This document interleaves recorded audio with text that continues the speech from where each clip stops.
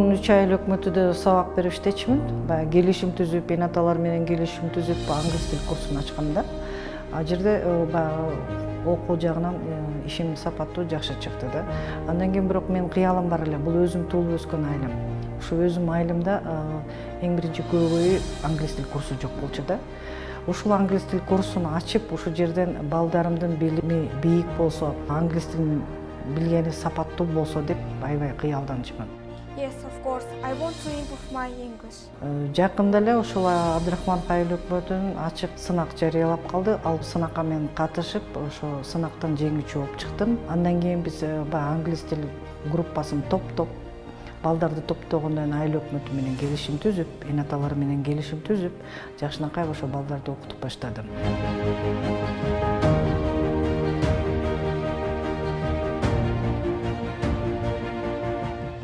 Мен кичине кезимден бери англис тил сабагына кызыгып, өз алдынча окуп келем.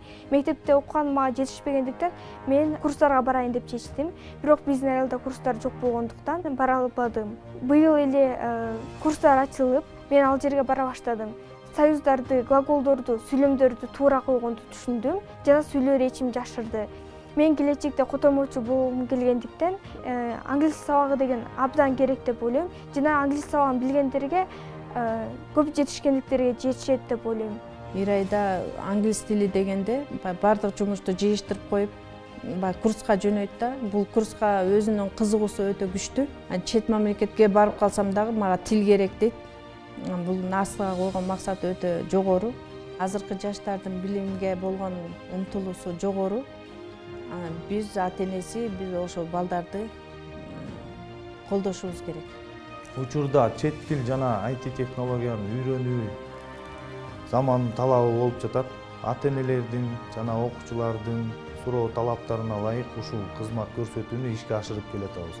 Учурда натыйжаларын бере баштады. Окуучуларыбыз англисче сүйлөй баштады.